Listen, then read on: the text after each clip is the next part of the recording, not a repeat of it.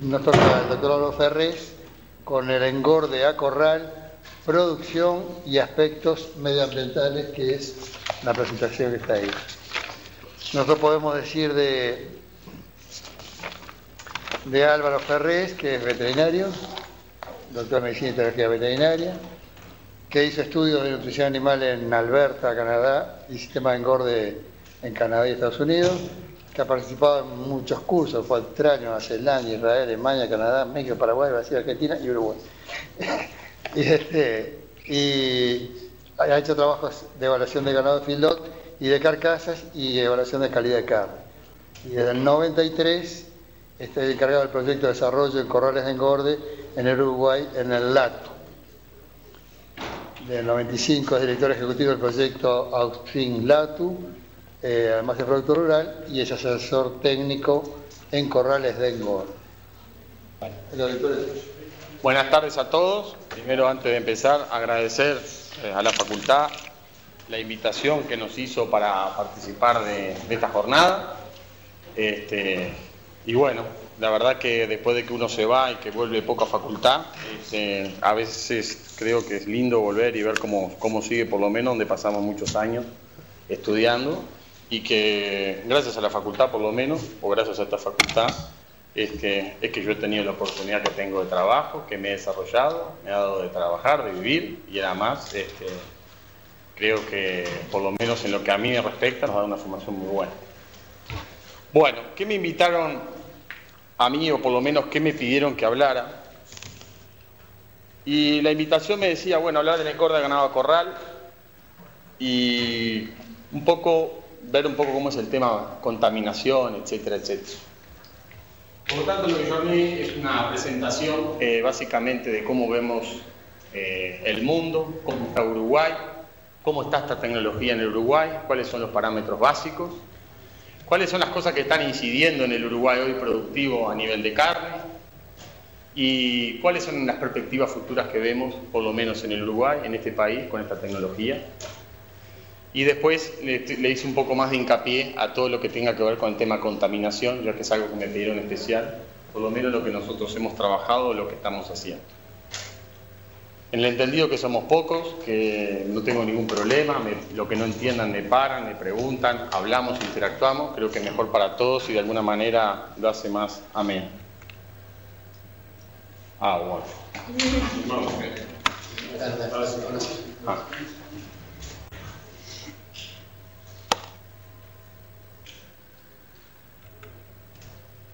Me dijeron que hiciera fondo oscuro, pero bueno, la iluminación. Ahí, como ven, estos son los 4 puntos que vamos de alguna manera a conversar. Cuando hablamos del tema de la situación mundial, la idea un poco es ver cómo es el tema productivo de carne bovina en el mundo. Y lo primero de todo, ubicarnos un poco, cuánta carne se produce en el mundo, cuánta carne se consume, quién la importa, quién la exporta.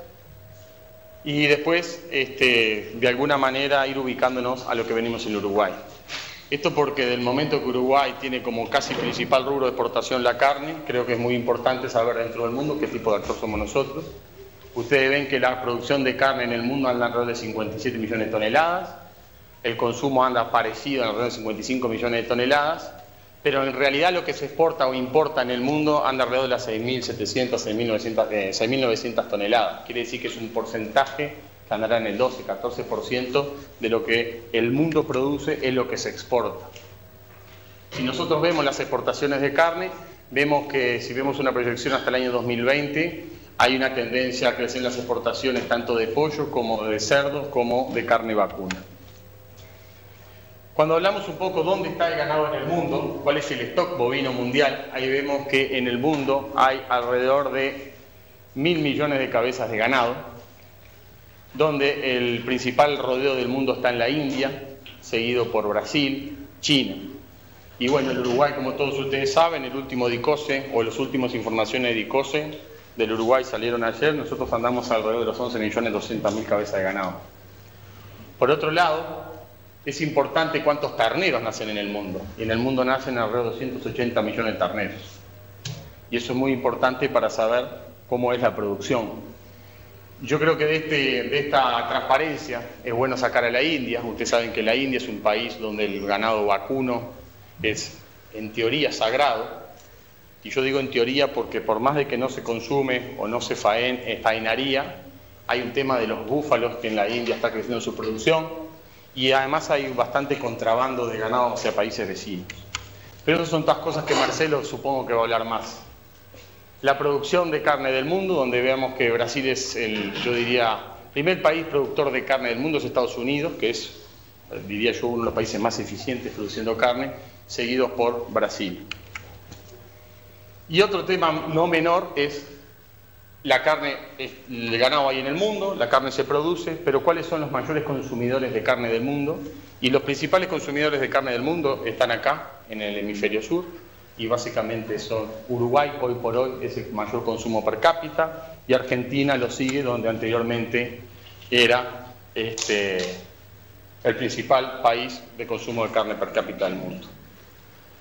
Por otro lado, empezamos a ver cuál es el futuro de la población del mundo y vemos que hay una expectativa de crecimiento de la población del mundo que va a llegar alrededor de 9.000 millones de personas en el año 2050 y yo creo que eso es muy importante, ya que el Uruguay es un país productor de alimentos, como país productor de alimentos nuestra expectativa es suplir al crecimiento poblacional a nivel mundial, las perspectivas como país para exportar y crecer son muy interesantes. Si a su vez vemos que el mayor crecimiento se va a dar en los países en vía de desarrollo, las perspectivas de crecer son aún más importantes, porque un país desarrollado es poco probable que crezca mucho en el consumo de carne vacuna, pero un país en desarrollo es más probable que tenga mayor incidencia en el consumo de carne vacuna. ¿Qué es AUSIN? ¿O cuáles son los antecedentes del engorde de ganado a corral en Uruguay? Primero todo hablar qué es el engorde de ganado a corral. El engorde de ganado a corral es una tecnología de producción. Básicamente lo que se hace es limitar el espacio buscando que un animal tenga la máxima eficiencia en la conversión del alimento en carne. Y eso es lo que básicamente forma lo que es una unidad de corral de engorde para terminación. Pero existen sistemas de confinamiento o espacios reducidos donde se pueden usar para otros fines productivos. Por ejemplo, hoy hablaba alguien de que se metían toros adentro de los corrales para preñar las vacas. Eso pasa en ganado de carne. Nosotros suplementamos vaquillonas en un corral de engorde, metemos los toros, hacemos el entorno de un corral de engorde.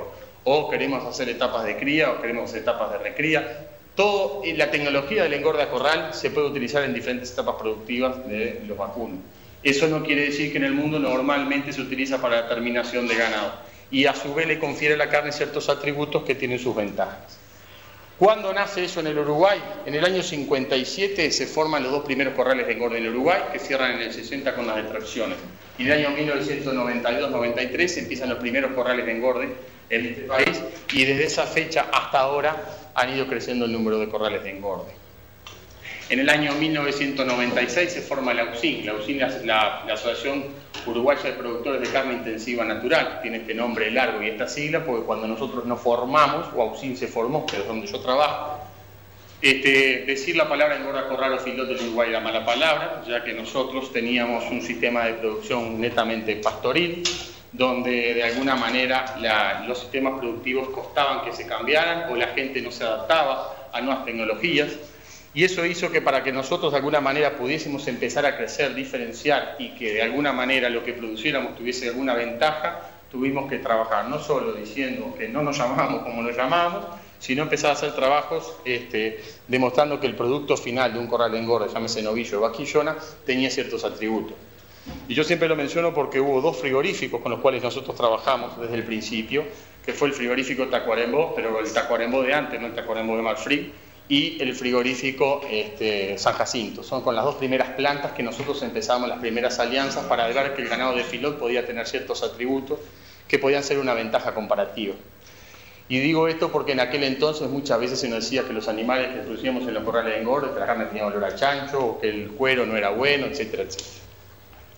Y de ahí hasta la fecha lo que ha pasado es que la tecnología en Uruguay se ha ido aceptando, ha ido creciendo, y de alguna manera ha sido, yo diría, una de las tecnologías de mayor impacto en la ganadería en los últimos años. ¿Qué es la AUSIN?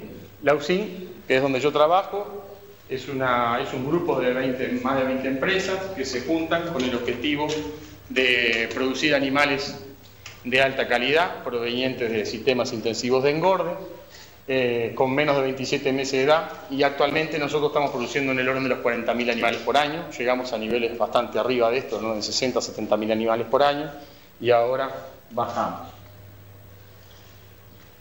¿Dónde se empieza a desarrollar la tecnología del corral en Uruguay? El primer instituto que empieza a trabajar en engorda corral es el LATU, en el año 1992-93. Empieza a ver que podía ser una nueva alternativa productiva. El LATU es un instituto tecnológico, desarrolla una tecnología, vio en el engorda corral una oportunidad de diferenciación y de agregado de valor y un nuevo producto para exportar, y empezó a trabajar e investigar en ese tema. Y de ahí en más, en el año 1996, es que se forma la USIN, donde básicamente los productores que nos juntamos, en un momento éramos 20, después subimos a 30, después bajamos a 20, y esto es básicamente lo que hoy diferencia a cada corral de engorde que integra nuestra asociación. Un cartel identificatorio, el EEC habilitado, quiere decir establecimiento de engorda corral habilitado, que es básicamente para la cuota 481, y asociado a un proyecto de carne para el abasto, que marca Rodeo, que lo desarrollamos hace 2 años y por suerte lo vendimos hace 4 meses. Les digo por suerte porque muchas veces, y nos pasó a nosotros, el sueño siempre es producir, tener tu carne con marca, comer tu carne con marca, decir que es la mejor del mundo, la más rica, la que quieres vender más caro, y te metes en el negocio. Nosotros tuvimos 2 etapas en eso. Una etapa que empezamos en el abasto, que faenábamos y vendíamos medidas en el abasto, que hasta ahí era fantástico, nos iba bastante bien. Y después se nos ocurrió que queríamos avanzar más en la cadena y empezar a vender carne al consumidor. Ahí abrimos una carnicería y toda la historia que sigue para adelante. Pusimos una marca y lo que nos terminamos dando cuenta es que sí, la carne buena, hay gente que está dispuesta a pagarla más, pero el tema es que la carne come 2 bolitas o 2 bifes anchos, 2 changos, lo saben, que el resto es un problema. Y bueno, y ahí empieza la verdadera historia de ese romanticismo de tener carne con marca, que no es tan fácil. Digo todo esto delante de Marcelo porque una vez le parece que es mucho más fácil el paso siguiente, por más que yo peleo mucho con el paso siguiente, pero eso es otra cosa.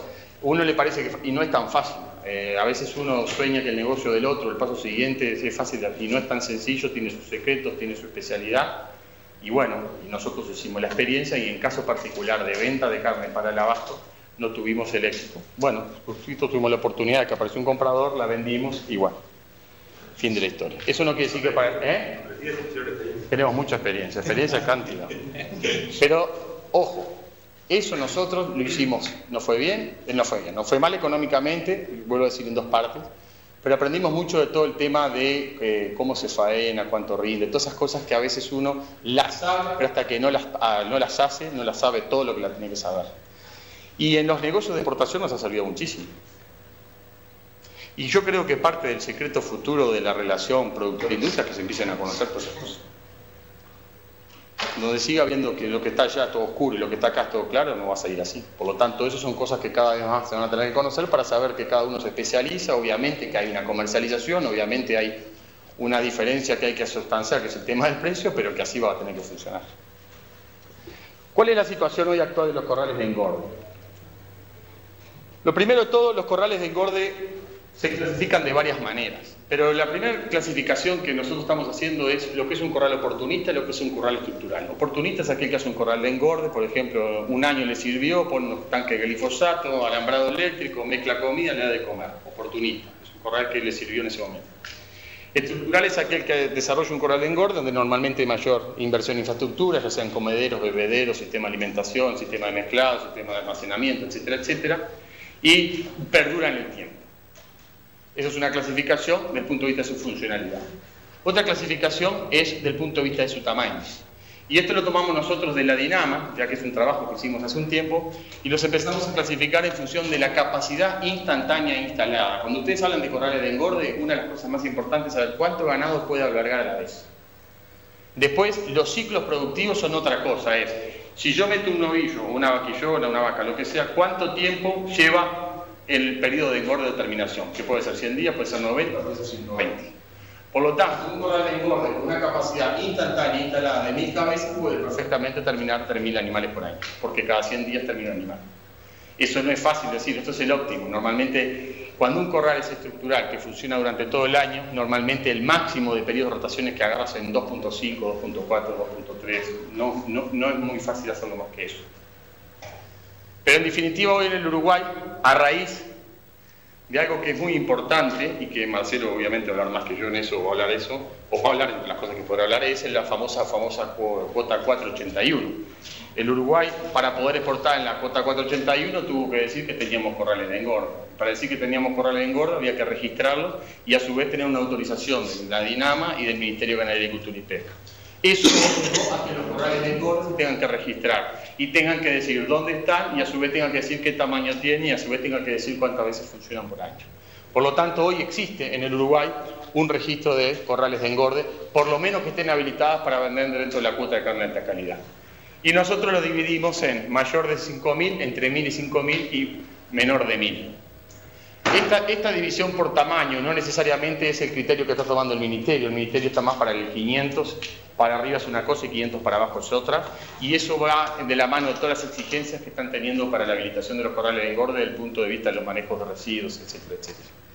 Pero nos pareció que esto es una buena manera de empezar a trabajar y tener una definición de los corrales de engorde. En Uruguay, hoy por hoy, estas informaciones hasta los primeros días de octubre, hay 84 corrales de engorde habilitados para la cuota 481, donde hay 38 de menos de 1.000, hay 40 entre 1.000 y 5.000 y hay 6 de más de 5.000. Los corrales de engorde en Uruguay en los últimos 4 o 5 años también han empezado a tener un cambio. Al principio eran muchos corrales de un tamaño medio y empezaron a haber grandes corrales de engorde o corrales de engorde de mayor tamaño, básicamente de la mano del desarrollo de los corrales de engorde de la industria frigorífica. Esto es para que vean los corrales de engorde dónde están ubicados, esto es para que vean la capacidad y más o menos cómo funcionan durante todo el año o meses. Y si ven ahí al final están los 84 corrales de engorde que están habilitados. Y el segundo factor no menor, la verdad que tengo que usar esto, es esto. Este dato es otro dato muy importante. La capacidad instantánea instalada de los corrales de engorde en Uruguay hoy es de 135.323 cabezas a octubre. Hoy hay más corrales de engorde que están registrados y habilitados. Quiere decir que el Uruguay tiene la posibilidad hoy de tener alrededor de 200.000 novillos a la vez, o vacunos, perdón, a la vez encerrados en un corral de engorde. Si es verdad que pueden terminar 3 vueltas por año, quiere decir que hoy el potencial o la capacidad instantánea instalada de los corrales de engorde en Uruguay puede llegar a ser arriba de 500.000 de vacunos. Si en Uruguay faena 2 millones de cabezas de ganado, de las cuales el 50% son novillos, 1 millón, y estamos diciendo que más de la mitad pueden venir de corrales de engorde, fíjense en cuál es la incidencia de los corrales de engorde hoy en el Uruguay. Por eso, cada vez más ustedes van a ver y van a escuchar que los corrales de engorde son definitorios en lo que es la oferta de ganado en el Uruguay para la faena. Por eso van a empezar a ver cada vez más lo importante que es manejar el valor de los insumos para la terminación de los ganados en corrales de engorde. Y estos son los corrales habilitados para cuota, pero nosotros sabemos que hay bastantes más corrales que no están registrados para la cuota 620 o 481, pero que sí siguen utilizándose como corrales de engorde, pero los usan para terminar novillos comunes porque no les interesa, no lo han hecho o no lo quieren hacer el registro. Y creemos nosotros que ese número puede estar entre 30 y 40.000 vacunos más. Por lo tanto, fíjese la cantidad de ganado encerrado que puede tener este país. Básicamente esto es para terminación. Después todos los corrales de recría, no sé si han escuchado hablar del proyecto ICACE, todas esas cosas son aparte. Y de alguna manera esto les está diciendo que el Uruguay, desde que yo estudié como ustedes en Facultad de Veterinaria hasta ahora, ha cambiado de ser un Uruguay pastoril a un Uruguay que termina, por lo menos, la mayor parte de su ganado con grano o parte. Y eso es una discusión que yo digo es muy importante en este país, porque nos tenemos que empezar a identificar. Si el Uruguay va a ser un país que va a seguir pensando que terminamos el ganado a pasto, o vamos a empezar a decir que tenemos ganado a grano o terminado a grano, o tenemos las dos. Pero hoy por hoy yo diría que esa es una discusión importante a nivel país, cuál va a ser las estrategias futuras de posicionamiento de la carne en el mundo. Estos es donde están ubicados la mayoría de los corrales de engorde y van a ver que hay una alta incidencia de ubicados en lugares donde se produce el alimento. El alimento principal de los corrales de engorde es básicamente los granos. Entonces por eso que hay una tendencia a ubicarse en la zona cercana a los granos, donde se producen los granos o a los puertos. Otro dato importante en el Uruguay hoy es el stock bovino.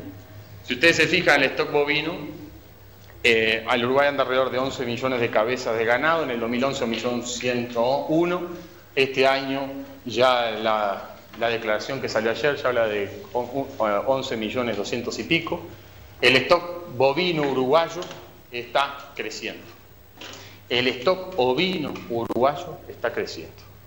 Y este otro dato que voy a dar no lo tengo seguro, pero sí me lo he informado, el stock equino uruguayo está creciendo. Y eso es muy importante, porque el Uruguay está creciendo en ganado, en lanares, y el Uruguay está transformándose en su estructura productiva. ¿Qué quiere decir esto?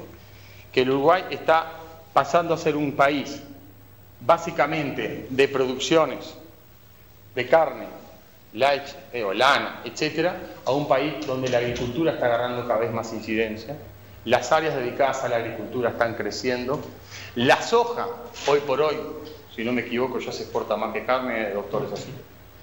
Entonces, de alguna manera, el Uruguay en los últimos 5 años ha tenido una transformación en el uso de la tierra, donde hay un incremento del uso de la tierra para la agricultura y donde el incremento del uso de la tierra para la agricultura tiene una gran locomotora que es la soja, y la soja está haciendo que por la ley de preservación de suelos empecemos con las rotaciones.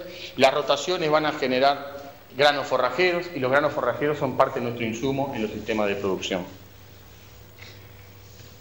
Y a su vez, el tamaño de las empresas que producen agricultura son cada vez más grandes en su escala. Por lo tanto, estamos en un proceso de escalificación de la agricultura, donde los principales cultivos, a su vez, están, en la mayoría de los casos, creciendo en su área y mejorando en sus rendimientos. Y todas estas cosas en el Uruguay antes no eran tan así. Y por eso es que empieza a ser cada vez más importante el manejo de esta información, ya que los principales ingredientes de las dietas de terminación, los ganados y los corrales de engorde son los granos. Y por eso cada vez más nosotros estudiamos la relación que existe entre el precio del novillo y el precio de los granos. Y ver si esa relación se mantiene o no se mantiene. Y cómo se comporta en Uruguay esa relación. Y del hecho de saber esta relación, ya se empieza a saber a cuál es el precio que tiene que estar el ganado para adelante para que en el punto de equilibrio sirva la producción. Otro tema no menor, el Uruguay hoy no se sustentaría en su producción ganadera solo con lo que produce. Somos dependientes de la Argentina en gran parte de los alimentos que nosotros utilizamos para la terminación de ganado. Por eso las importaciones de alimentos, que son en números importantes, es un factor que nosotros cuidamos mucho, y ver cuántos alimentos están entrando al Uruguay, ya que gran parte de ellos se están utilizando en la terminación de ganado. Para que ustedes hagan una idea, el Uruguay aproximadamente termina o importa alimentos por el equivalente de 180.000 novillos terminados por año. Por lo tanto, si se nos cortan los puentes a nosotros es un gran problema. Otro factor importante a analizar es el índice de extracción. ¿Qué es el índice de extracción? Es la cantidad de animales que se faenan sobre el stock. Y si ustedes ven, el Uruguay ha pasado por un proceso que veníamos con índices de extracciones bajos, fuimos creciendo en el año 2005-2006, fueron años, yo diría, de mucha faena y mucha extracción, y después lentamente, por diferentes razones, eso empezó a venir para atrás. Y hoy por hoy la extracción anda abajo del 20%. Si ustedes miran esto, quiere decir que el Uruguay tiene mucho para crecer. Los países desarrollados, ejemplo Estados Unidos, que más adelante vamos a hablar, los índices de extracciones van en el 35, 36, 37%. Quiere decir que de cada 100 millones de cada 10 millones de vacunos que tiene stock, faena 3.600.000.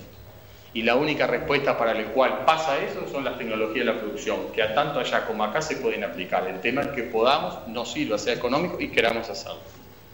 Pero yo creo que el tema del porcentaje de extracción es un gran desafío productivo que tiene el Uruguay y que existen las herramientas para hacerlo, por diferentes razones no pasa. Lo otro que está pasando en el Uruguay es que está cambiando de dónde se termina ganado o dónde se produce ganado. Si ustedes miran el año 2006-2007, los principales departamentos productores de ganado gordo estaban por el lado de Paysandú, estaban por el lado de Soriano. Si ustedes miran qué está pasando con el volumen de ganado gordo que esos departamentos terminaban en el año 2006, vamos a un ejemplo concreto, el departamento de Soriano se terminaban 252.000 vacunos. Y fíjense que en el año 2011 está terminando 135.000 vacunos. Si ustedes miran el departamento, por decir algo, de Paysandú, tenía 230.000 vacunos y ahora termina 196.000 vacunos. El año 2012 es parcial, por lo tanto por eso no lo tomo.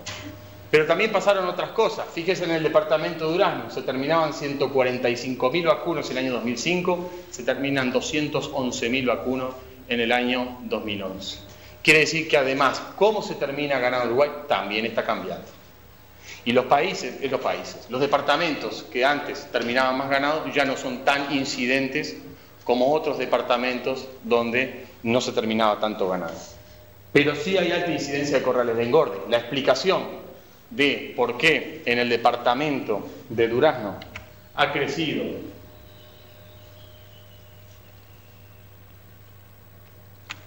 el departamento de Durazno ha crecido tanto la producción es porque se han instalado bastante corrales de engorde.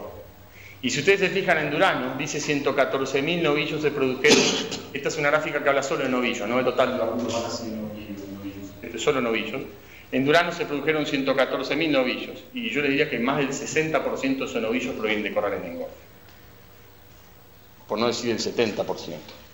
Entonces, ¿cómo está cambiando hasta dónde se produce en Uruguay? Lamentablemente esto es lo que buscaba, pensé que se veía, es la evolución de la faena, es la relación de faenas vaca-novillo. Es muy importante que en un país se faene más novillos que vacas, porque de alguna manera preservaría el rodeo de cría.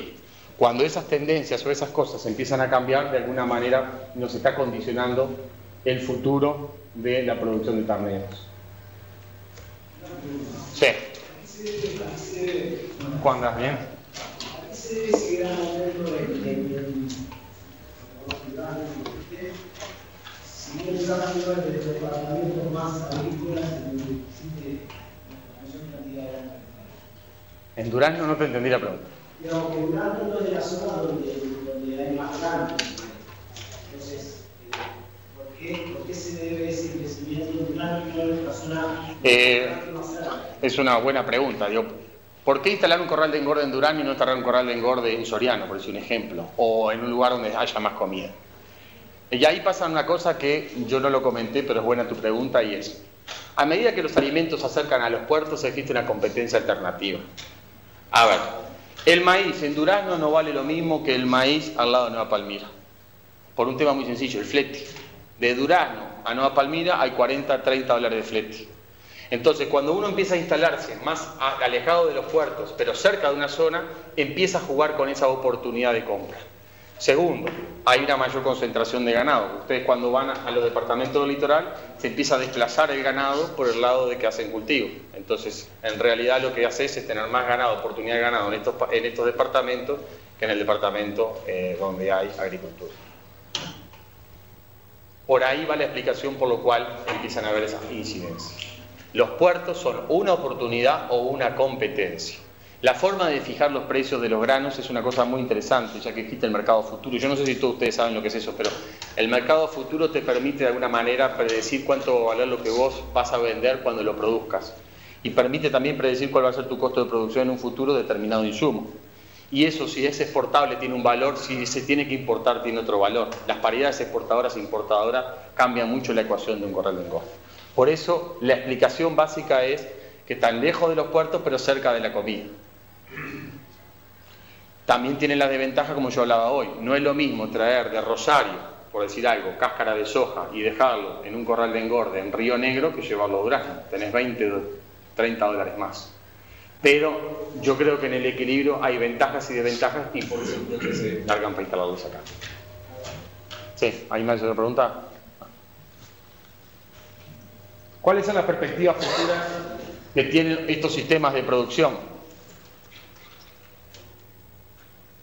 Si nosotros vemos que el Uruguay de alguna manera crece su stock vacuno, crece su stock bovino, los equinos, aumenta el área agrícola, aumenta el área dedicada a la lechería, aumenta el área dedicada a la forestación, el área que queda para la ganadería vacuna, por lo menos nos crece el.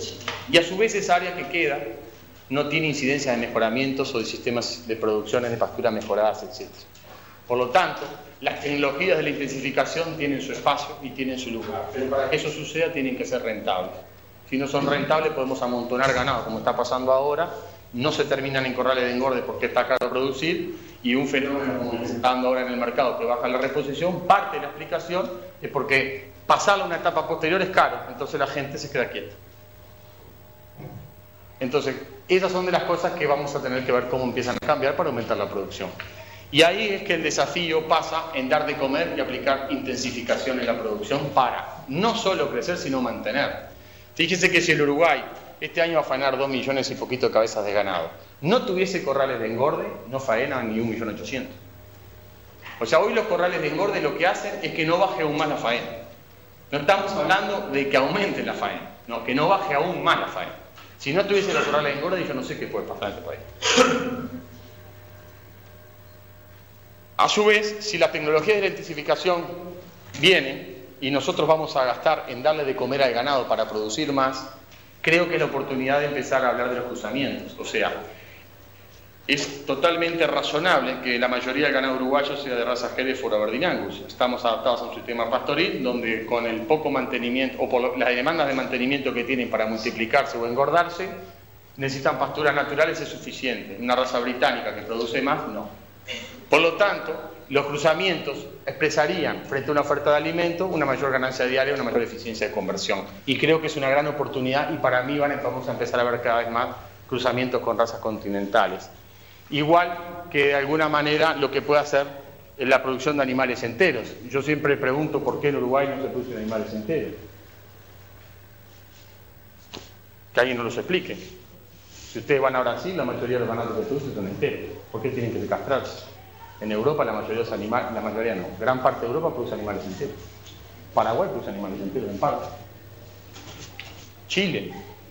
Los países básicamente que de alguna manera castran son Estados Unidos por marmoreo, nosotros, Argentina y algún Inglaterra, creo. Y si no, Marcelo debe saber más que yo. Crecer en la producción. Y acá viene lo que cuando les hablaba de los cruzamientos. Ustedes ven cuál es el resultado del último concurso de novillos para cuota de carne de alta calidad. La mayoría de los primeros puestos fueron para animales de cruza, pues cuando le dieron de comer expresaban una mejor carcasa. Obviamente que no tenemos que llegar a esto. Esto es un animal que obviamente es musculado sin cobertura grasa, pero esto es un animal que podía expresar un tamaño de carcasa importante que en el mundo existe. Yo no creo ni estoy pensando que en el Uruguay sea la oportunidad. Pero para que todo esto pase, de alguna manera, tenemos que empezar a ver cómo le podemos, además de crecer en la producción, agregarle valor al producto que producimos. Si llamo valor al producto a lo que sale de un corral de engorde, que es un novillo o una vaquillona. Y si ustedes miran el ejemplo americano, Estados Unidos, hoy por hoy tiene uno de los momentos del rodeo más bajo de la historia. Andamos en los 95, 94, 95 millones de cabezas de ganado. Depende si lo toma alimentario 1 de julio, 1 de enero. Pero si ustedes ven los nacimientos que tiene Estados Unidos, anda alrededor de 34 millones de cabezas de ganado. Estos son los nacimientos. Quiere decir que el índice de extracción andaría, si el rodeo se mantiene, en el orden de los, si ustedes se fijan acá, esto es la cantidad de ganado que se faena en Estados Unidos, 34 millones de cabezas de ganado. Quiere decir que si ustedes dividen 34, 35, dividido 93, 94, índice de extracción, y eso te está hablando que anda del 36, 37%. Y eso perfectamente el Uruguay podría llegar si la tecnología las aplicara. Pero ahí tenía otro tema que Estados Unidos pasa, y que alguien me puede explicar por qué acá no pasa. Y es, en Estados Unidos, el novillo y la vaquillona tienen el mismo precio en el mercado. ¿Y por qué en Uruguay el novillo y la vaquillona no tienen el precio del mercado? Siempre y cuando tengan el mismo peso de terminación. Si estamos hablando de una vaquillona de 480 y un novillo de 480, el valor debería ser el mismo. Entonces Estados Unidos tiene valorizado el 80% del producto originario de los corrales de engorde o de lo que se nace por año, a valor máximo de mercado como carne de calidad. Y todo lo que es vaca, vaca de refugio, etcétera, vale mucho menos. De los pocos lugares del mundo donde la vaca vale casi como el novillo es el Uruguay. En realidad la vaca vale mucho menos que el novillo, pero vale la vasquillona y el novillo vale lo mismo. Entonces, también hay modelos que de alguna manera pueden cambiar y que nos pueden decir que podríamos cambiar nuestro sistema de producción agregándole valor al producto. ¿Cómo se le agrega valor a la carne? Y bueno, para mí es la gran transformadora del Uruguay, que es la famosa cuota 481. Es esa oportunidad de mercado que se le abrió al Uruguay para vender carne originaria de corrales de engorde con ventajas arancelarias que nos hace de alguna manera tener una oportunidad de mercado mucho mejor que cualquier alternativa que teníamos hasta ahora. Y que en el tema del ganado de feedlot lo está transformando, ya que es el negocio donde nos estamos poniendo todos a trabajar para producir. Porque es donde de alguna manera tenemos un negocio concreto, viable y rentable y creemos que tenemos oportunidades. No quiero avanzar en esto porque Marcelo va a hablar mucho más.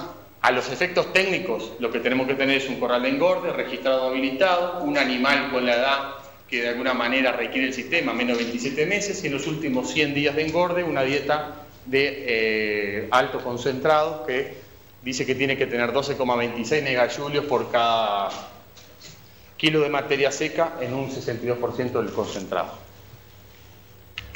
Y eso lo que va a hacer es agregarle valor o hacer que la carne proveniente de los corrales de engorde valga más hoy que la carne proveniente de cualquier o de la mayoría de los sistemas pastoriles.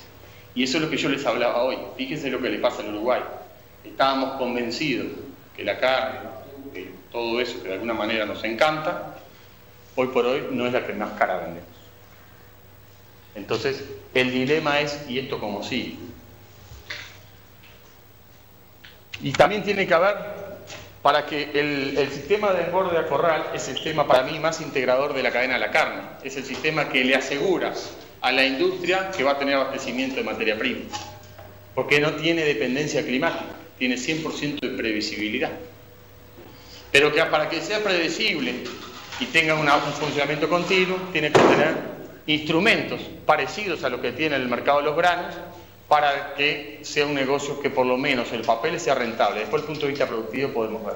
Y de ahí es que el mercado futuro u otra cosa puede llegar a ser instrumentos necesarios para que existan verdaderas integraciones en la cadena de producción de carne.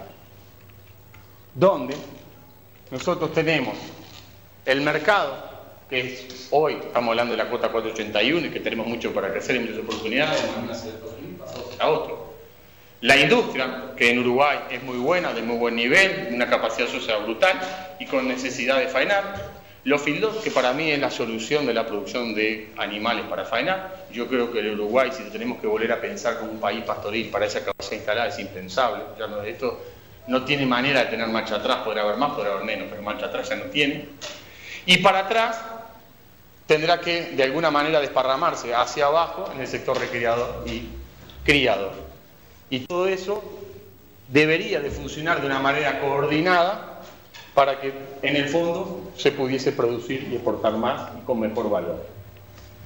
Esto es un esquema de cómo serían las fases productivas de la cuota 620 o 481, donde al estar condicionados por la edad de faena, que tiene que ser máximo 27 meses con estos quilajes, donde tienen que estar un tiempo de 100 días en un corral de engorde con ganancias diarias promedio en el orden de 1,3 a 1,4, que esas dietas tienen que tener una proporción de concentrados importante, obliga a que por lo menos o como máximo ingrese un novillo de 400 kilos con 22 meses, lo que obliga a que para poder tener este novillo con 22 meses, la ganancia diaria en los sistemas de recría tienen que ser de 600 gramos más o menos. Y ese es para mí el desafío de que esto pase. Tecnología para aplicarlo hay, se puede, pero hay que empezar y hay que ver y si es rentable además.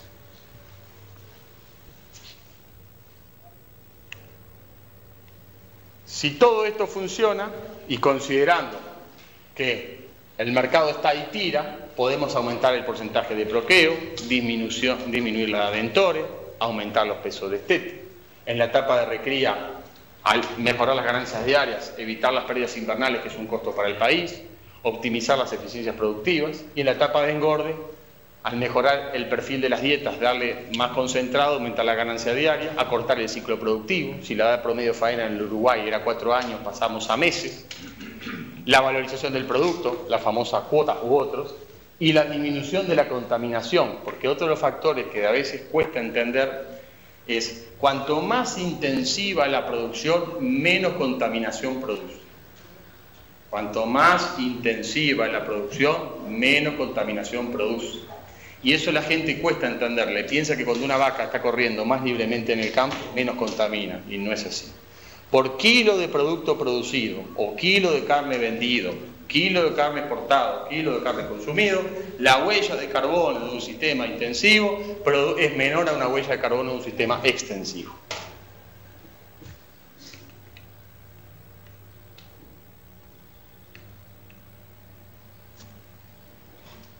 Por otro lado, que lo mencionamos anteriormente, estos sistemas provocan una gran complementariedad ganadería-agricultura. Si nosotros crecemos en la agricultura, es una oportunidad de crecer en la ganadería. Y fíjense, si nosotros le ponemos números a esto, una hectárea de sorgo produce 5.000 kilos de sorgo. Se necesitan 1,4 toneladas de grano para producir un novillo de recría con una eficiencia de conversión 7:1. Quiere decir que con una hectárea de sorgo nosotros recriaríamos 3,6 novillos. Quiere decir que para recriar 1 millón de novillos precisaríamos 278.000 hectáreas de sorgo. Dice con qué poco campo nosotros podríamos tener la recría de todos los novillos que faenamos hoy. Si esto lo aplicamos para la terminación y con una eficiencia de conversión de 10:1, que son altas, con una hectárea de sorgo nosotros podríamos terminar 3,3 novillos. Para terminar 1 millón de novillos, que es lo que se faena hoy, con 303.000 hectáreas de sorgo sería suficiente. Y esto es otra cosa que ustedes van a tener que empezar a manejar más, las eficiencias de conversión. ¿Cuánto sale producir 1 kilo de carne? Cuanto más chico el animal, más eficiente es, cuanto más grande, menos eficiente es. Pero nosotros que estamos en el negocio de la recría o el negocio de la terminación, cada vez más empezamos a ver cuántos kilos de materia seca alimento preciso para producir 1 kilo de peso vivo. Si cuanto más grande el animal, más kilo preciso y obviamente menos eficiente es. Por lo tanto, todas estas categorías son más eficientes y normalmente es donde se está empezando a aplicar cada vez más tecnología de recría, que es donde yo le decía que es el cuello de botella. Pero si nosotros precisamos 4 kilos de materia seca alimento, por decir una cifra, $300 la tonelada, con $1.20 nosotros hacemos 1 kilo de novillo o de ternero. Por lo tanto, es un número viable, consistente y rentable. A medida que nos alejamos, depende el valor de la reposición y el precio del producto final para ver si ese negocio es rentable o no. Pero esto pasa a ser de todos los días. Y esto es lo que hay que empezar a manejar. Y eso es cuando nosotros hablamos lo que vale el sorgo, lo que vale el maíz, lo que vale todo, es por este número.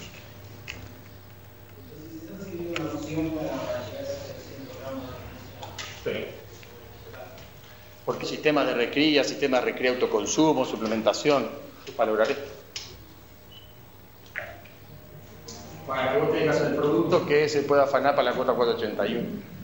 Pero no solo la cuota 481, que para mí es el mejor ejemplo de algo que el Uruguay en los últimos 3 años ha hecho bien. Registramos los corrales de engorde, los pusimos a producir, faenamos, mandamos el producto hasta Europa, el producto gustó, hay demanda. Yo creo, no sé, el número que voy a decir, Marcelo lo corregirá o no, pero capaz que hoy el Uruguay ya lleve faenado más de 40.000 novillos de cuota 481. Y esto va a seguir creciendo. ¿Todo el Uruguay o todos los corrales de engorde van a producir para la cuota 481? No lo sé. Oportunidades hay. Los competidores de 481 en el mundo tan caros. Pienso que para crecer existe oportunidad. Y para eso precisar las recrías atrás. Pero si eso no fuera viable, va a tener que ser viable. Porque si no, el Uruguay va a hacer producir menos carne. Nosotros estamos en un retroceso en la producción de carne. Entonces, por algún lado el número va a tener que ser viable. Si no, lo único que va a haber es menos ganado para faenar. Si el año que viene llega a aumentar la faena y esto no es rentable, va a ser por liquidación. O sea, se van a mandar ganadas vacas a faena porque no sirve el negocio y la gente va a liquidar. La idea es que no sea por eso, la idea es que sea por aumento de producción.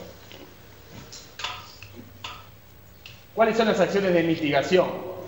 Los corrales de engorde, ¿cuál es la parte negativa de los corrales de engorde? Lo que la gente piensa que contamina. ¿Cuál es lo que contamina un corral de engorde? La concentración de animales. Usted tiene los animales concentrados, como tiene los animales concentrados, producen en el lugar puntual mucho volumen de estiércol, orina, polvo, olor, moscas, paloma, ruido. Y todo eso son factores de contaminación. Y a lo cual después le sumamos todos los factores de contaminación propios del animal por el proceso digestivo que hace. Obviamente estiércol y orina. ¿Cómo manejamos el estiércol y orina que los corrales de engorde producen?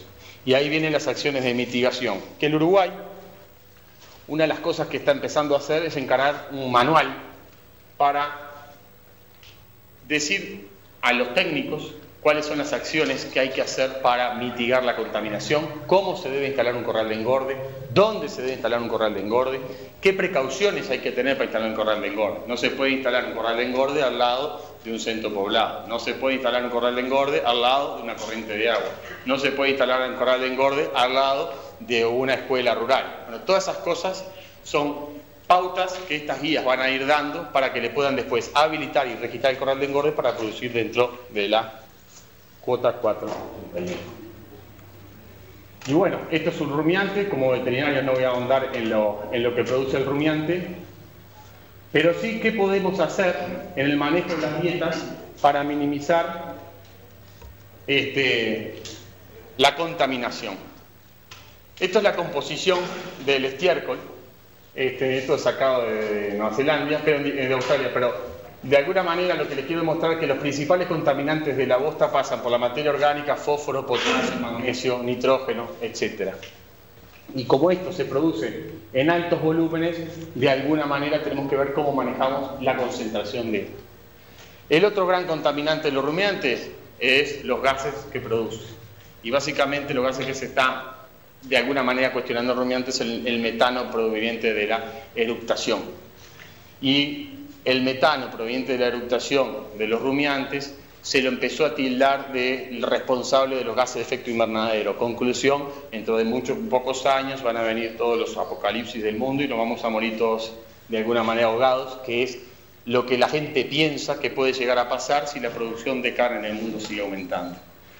Y todo este diagnóstico, y yo creo que todo de alguna manera manija en contra de los sistemas de producción de carne existe, es por mala información, y creo que la gran responsable es un mal informe que hizo la FAO. Cuando digo un mal informe es porque el informe de la FAO está cuestionado. La FAO hizo un informe que le dio una responsabilidad mucho más importante de lo que tenían los rumiantes en la producción de metano. Como el metano, igual que el óxido nitroso, son responsables del gas de efecto invernadero, es que de alguna manera responsabilizan a los rumiantes. Y ahí es que nacen todos estos movimientos románticos que hay en el mundo que ahora les muestro. Obviamente lo que nosotros tenemos que tratar de hacer es evitar que el rumiante produzca los gases de efecto invernadero. Y también existen tecnologías de la producción que lo hacen. Las dietas con mayor cantidad de concentrado producen menos gas metano que las dietas con menor grado de concentrado. Y estas son de las cosas que nosotros tenemos que empezar a mitigar para tratar de que no se produzcan. En el entendido que el metano tiene 20 o 30 veces más poder de efecto invernadero que el CO2 y el óxido nitroso de 100 a 300 veces más. La población mundial de rumiantes produce 80 millones de toneladas de metano por año, que representa el 22% total del metano del mundo, 3% del total de los gases de efecto estufa, que la FAO había dado este número mucho más arriba. Uruguay, la producción anual de gases de efecto invernadero anda alrededor de las 3 toneladas y la agricultura piensa en el 91%. ¿Cuáles son los factores que afectan la producción de metano de los rumiantes? Y bueno, obviamente la edad, cuanto más viejo, más metano produzco, porque tuvo más años produciendo metano. El peso, cuanto más pesado, más produce metano. La función. ¿Por qué es tan importante, por ejemplo, que el porcentaje de tete sea 95%? Porque esa vaca que come pasto, que produce metano, si tiene un ternero, la huella de carbono va a ser menor que esa vaca come pasto y no queda preñada. Entonces, el porcentaje de preñez es un dato muy importante para la huella del carbono en las producciones de gases de efecto invernadero. Los alimentos. La producción de metano está directamente relacionada al consumo de alimentos. Alimentos más fibrosos producen más metano por kilo de materia seca ingerida. Los concentrados producen menos metano, por lo tanto los forrajes producen más que los concentrados. Y ahí la importancia de lo que yo le decía, la intensificación produce menos gases de efecto invernadero que los sistemas de producción extensivo. Entonces, miren lo que le pasa al Uruguay. Está con el dilema de que no sabe si va a ir para el lado de los granos, pero a su vez la carne que produce, por ser pastoril, contamina más. Y hoy por hoy tiene mucho más marketing en contra los gases de efecto invernadero que el perfil de los ácidos grasos de la carne producida a pasto. Y esto para que ustedes tengan una idea de cuál es el volumen. Ustedes tienen que un animal produce por día 3 al 3,8% del peso vivo en materia fecal y 1,2 a 1,8 del peso vivo en orina, con variación del 25% dependiendo. Por lo tanto, y el contenido de materia seca en las heces puede ser 20-30% y el contenido de materia seca en orina 3-4%. Si un bovino de 400 kilos produce 3,4%, el peso corporal en heces produce 3,6%. Si de eso el 25% de materia seca produce 3,4 kilos de materia seca de heces por animal día. Si nosotros multiplicamos por año, cada animal en 300 días produce 1 tonelada de estiércol por año. Fíjense las toneladas de estiércol que puede producir un corral de engorde de 1000 animales. O si un animal produce 1 tonelada de estiércol por año, si yo lo faeno con 22 meses, produzco 2 toneladas de estiércol. Si lo faeno a los 4 años, produzco 4 toneladas de estiércol. Entonces, un número tan sencillo como ver el estiércol que produce, te dice por qué la huella del carbono en un sistema intensivo es menor a un sistema extensivo. La reducción de la producción de heces es el primer factor reductor de la polución. Las dietas de baja fibra se caracterizan por mayor digestibilidad y menores emisiones. Al lado de las emisiones ya se les expliqué, mayor digestibilidad es que si ustedes comen 10 kilos de materia seca y el animal defeca 4, la digestibilidad es 60%. Si ustedes comen 10 kilos de materia seca y el lugar defeca 2, es un 80% de digestibilidad. Al ser más digestible la dieta, produce menos estiércol. Y entonces tenemos que empezar a ver cómo son las acciones de mitigación de la contaminación. Y ahí empiezan, cuando vos formulás una dieta para un animal, empezó el calor, cuando vos haces una dieta balanceada, de alguna manera vos te preocupás de darle al animal lo que precisa para producir, pero no en exceso porque te sale caro. Si tú un animal lo pones en una alfalfa, va a comer más proteína de la que precisa. Entonces, la reducción de los aportes de nitrógeno, fósforo y potasio en las dietas te ayudan a evitar contaminación. O sea, formular dietas balanceadas específicas es una acción de mitigación. Y a su vez, la reducción de gases de efecto invernadero por el tema del tipo de dieta que ustedes están dando. A su vez, también tenemos que tratar de evitar la contaminación bacteriana y parasitaria que pueden producir estos sistemas de producción. Aumentando las ganancias diarias, disminuyendo el periodo de recría, obviamente mitigamos la contaminación. Mejorando la tasa de crecimiento, ya sea por genética o implantes. Otro de los temas, el Uruguay es un país que por ley tiene prohibido el uso de antibióticos, de hormonas. Pero las hormonas es una tecnología que ayuda o controla o baja la contaminación. Mejorar la eficiencia de conversión con uso de ionóforos o mejorando la calidad de forrajes también baja la contaminación. Reduciendo el nivel de engrasamiento de los animales. Si el animal llega al endpoint o grado de terminación antes, no tenemos que gastar comida, por lo tanto contaminación en terminarlo. Aumentando las tasas de destete, lo que les expliqué anteriormente. Mejorar la gestación, la genética, la performance reproductiva de los animales, son todas acciones de mitigación contra la contaminación. Agregándole aceite en las dietas, lo que estamos haciendo es aumentar la concentración energética, mejorando la ganancia diaria. Con referencia a las proteínas, disminuir el exceso de nitrógeno en las dietas, aumentar el balance de aminoácidos en las dietas de los rumiantes. Con respecto al fósforo, dar las adecuadas cantidades en animales en crecimiento. Nosotros tenemos una alta, siempre estamos pensando que a los animales les faltan fósforo, le ponemos sales y eso es saldíbil. Y está bien que tengan que comer fósforo, pero muchas veces es en exceso. Y el fósforo que sobra, de alguna manera el animal lo excreta. Entonces tenemos que empezar a ver qué cantidad de fósforo tienen las dietas, cuánto le estamos aportando, qué cantidad le queremos aportar, cómo es la biodegradabilidad del fósforo que nosotros estamos dando. Esto que les voy a mostrar acá es, después de que les expliqué todo cómo mitigar la contaminación, es cómo es una dieta hoy en Uruguay para un novillo de terminación para la cuota 481. Y si ustedes se fijan, las dietas empiezan a tener cada vez más una concentración de granos, y ustedes fíjense que la concentración de granos acá empieza a pasar por el afrechillo, por el sorgo grano húmedo, por el trigo grano húmedo. Empiezan a tener 1, 7, 8, 11 kilos de concentrado.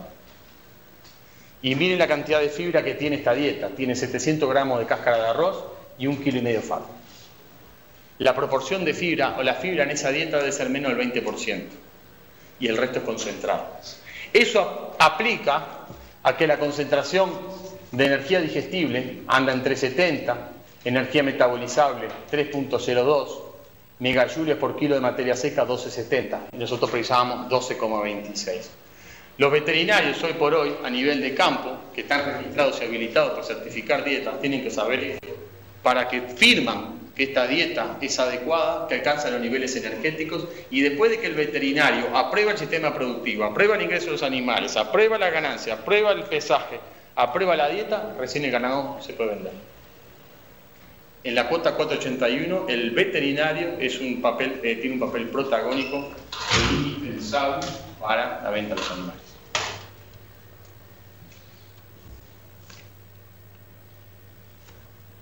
¿Por qué el feedlot es mejor que la producción de pasto?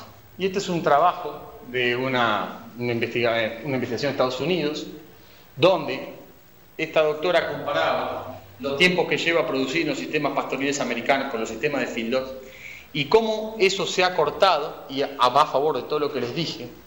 Pero por otro lado, empiezan a hablar de cada vez algo que nosotros tenemos que empezar a manejar, y cuando el sistema de corral de engorde empieza a ser más eficiente, que te quiere decir que vos tenés menor consumo energético, menor consumo de alimento, menor consumo de tierra, menor consumo de agua. El agua es un factor escaso a nivel mundial y preservarlo es parte de nuestra responsabilidad. Las tecnologías tienen que de alguna manera no atentar contra el mal uso del agua. Y es algo que ustedes hoy por hoy van a escuchar en Uruguay. Cada vez estamos hablando más del correcto uso del agua, lo importante de tener el agua dulce estoy hablando. Y cuánto menos se consume de combustibles. Y bueno, todo esto de alguna manera ayuda a entender el porqué. Y esto es lo que yo les contaba hoy. Esto es una manifestación en Europa de no consuma carne. Esta manifestación solo se puede hacer en Europa o en países que tienen alto poder adquisitivo, porque si ustedes hacen esto, probablemente en África se comen la lechuga, la morralla, todo. Y la lógica es que quieran comer carne, que no tienen. Estos festejan no comer carne un día, quiere decir que comen carne siempre y pueden decir un día no como carne. Pero fíjense lo que está atrás de esto. Atrás de este movimiento está Paul McCartney, que ya saben quién es, y es el que está promocionando en Europa que no se consuma carne un día para evitar que se produzca ganado, para evitar que se faene, porque esa vaca produce gas de efecto invernadero, por eso que esa vaca calienta el planeta, viene los desastres, el apocalipsis y todo eso que ustedes ya saben. Y esto es lo que está pasando en Europa.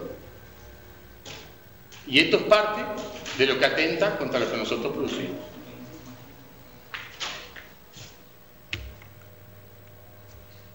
Para terminar,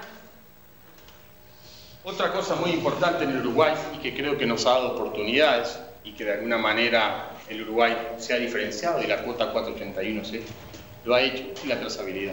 Uruguay es el único país del mundo con el rodeo vacuno 100% trazado, que el principio de la trazabilidad no es identificar un vacuno, sino que es la seguridad alimentaria, poder rastrear para atrás algo que nosotros comemos, si está enfermo, donde se produjo.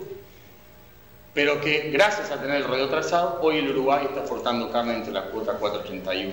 Y eso sí nos está ayudando a diferenciarnos de otros países que todavía no han podido llegar a este nivel. Creo que en esto también incide nuestra profesión, creo que en esto también incide nuestro trabajo, y es parte de toda esta diferenciación de valor, de intensificación, de producción que tenemos como desafío para adelante. Con esto les agradezco mucho y estoy a las órdenes para la pregunta que quieran.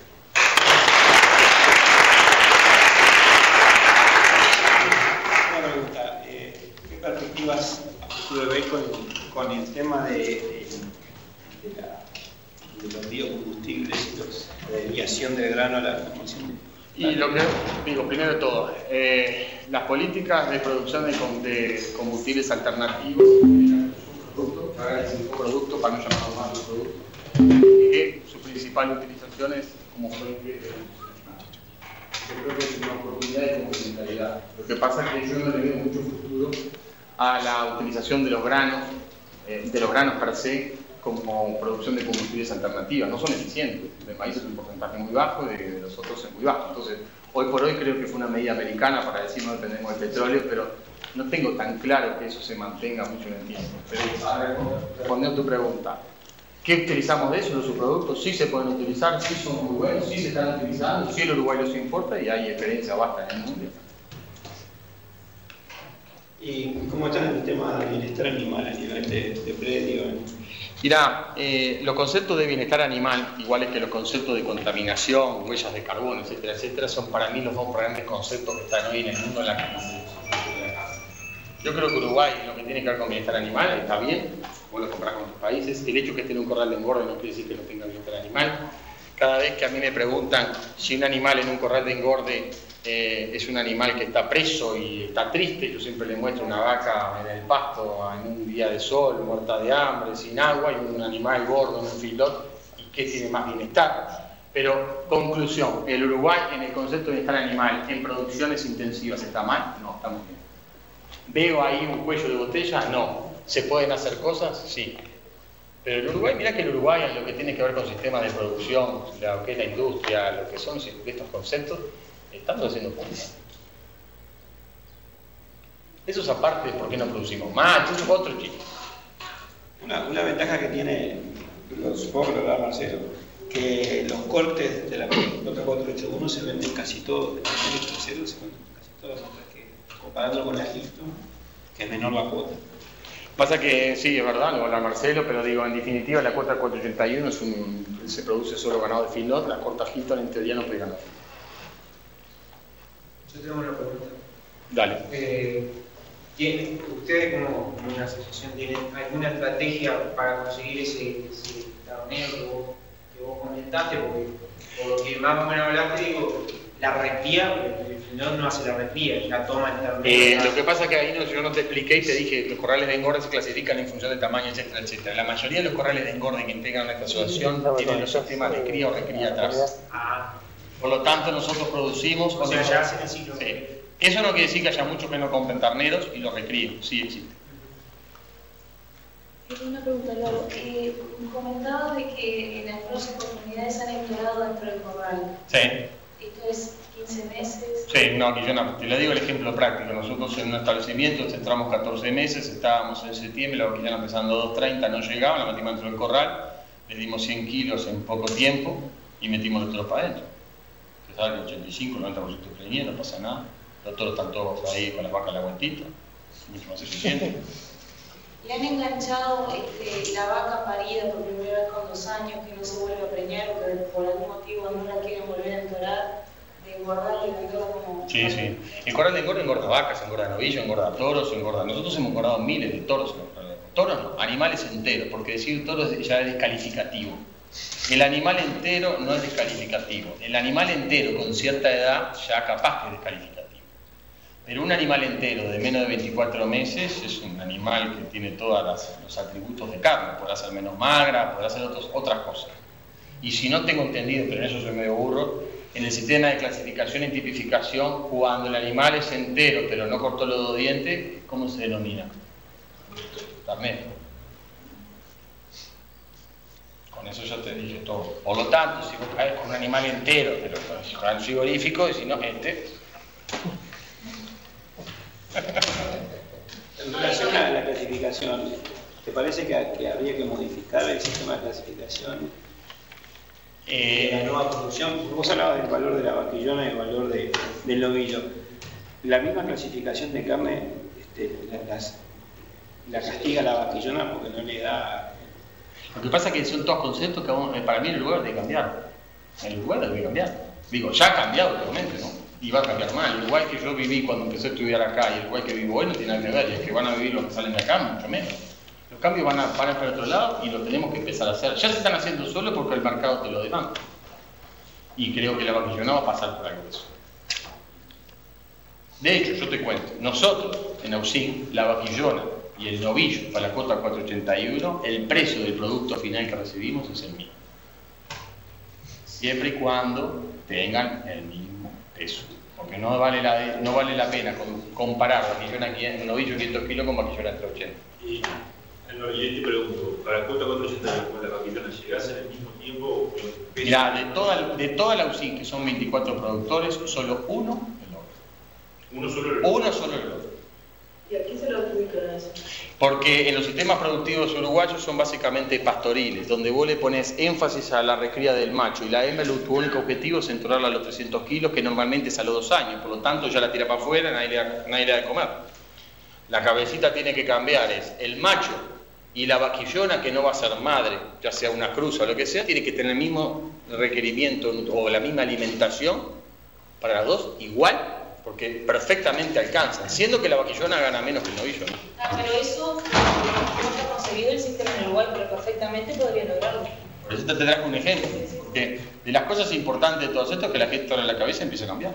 Pero cuando se hacen toreros de 15 meses haces exactamente lo mismo con el novillo que con Correcto, lo que pasa es que normalmente en los sistemas intensivos vos alcanzás una vaquillona a 300 kilos, por decir el 1 de noviembre, que es fecha de entore, y ya hay novillos que vos tenés punteros ya entrando en los corrales de engorde con 350, 380. You are the first participant to join the conference. Días, y ganancias diarias de 1.3 o 130 kilos. Vos con un novillo de 380 ya llegás a tu endpoint de 500 kilos. Pero lo que tú decís es correcto. Lo que pasa es que hay que aplicarlo como metodología en el Uruguay. Yo no sé si me pasé, pero... ¿Alguna otra pregunta? Perdón.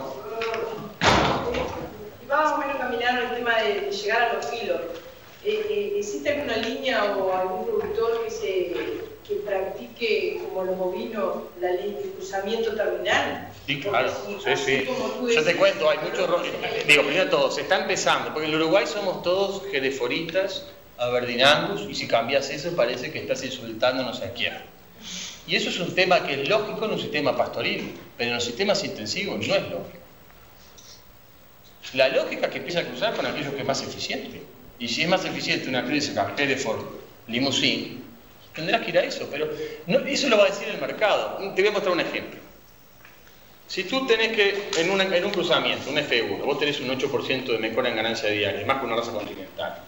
Quiere decir que en 500 kilos vas a tener 40 kilos. Vas a llegar 30 días antes, o lo que sea antes, a ese endpoint, o con menos comida vas a producir más kilos. Entonces, $40 por $2 que puede valer la carne, son $80. $80 te va a pasar todo lo que cruce, no cruce. Si salís a vender ternero, te pagan mejor los precios. Todos iguales. Pero ese es un tema del mercado. Yo te digo, lo que pasa en Uruguay hoy es un tema. El objetivo es discutir para ver cómo cambia. Dale. ¿Qué pasa con el error de los machos en tiro bailando en Argentina?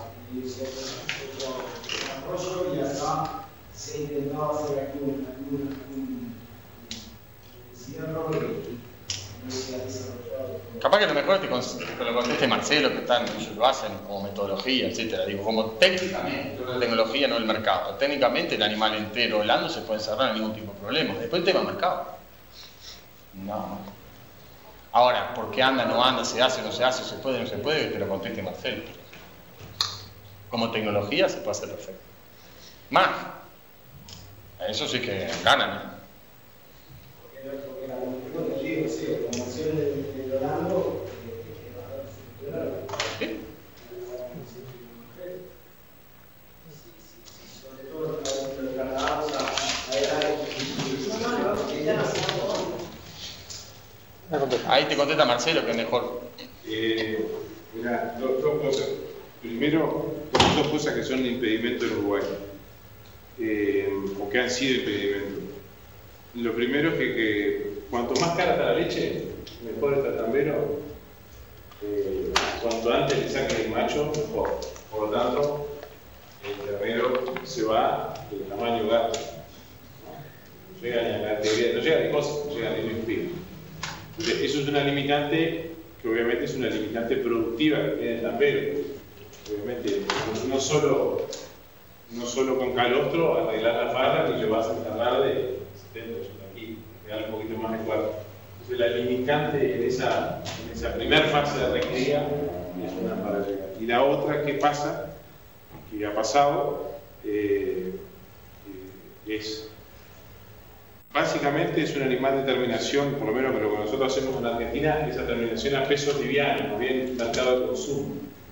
Eso en el mercado de consumo en Uruguay no es apetecible porque compite con otra categoría, por lo tanto no le permite tener un precio que justifique su estructura de costo. Y dentro de su estructura de costo, la otra limitante es que, salvo que sean tamberos grandes, que armen lotes, que socialmente ese lote se puedan cerrar, que el overo entero, sin encerrar de cada pueblo paisano, si bueno, 20 de uno, 3 del otro, se deshace.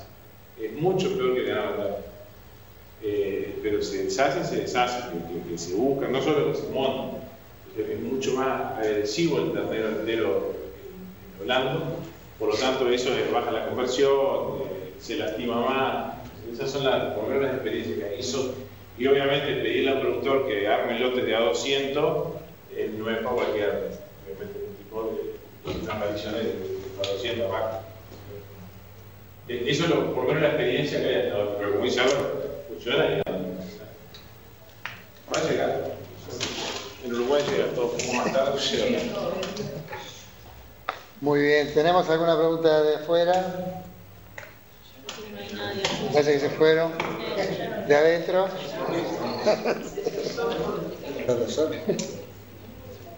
No, lo podemos dejar, están por ahí. No hay nadie, Bueno, si no hay preguntas ahora, le agradecemos a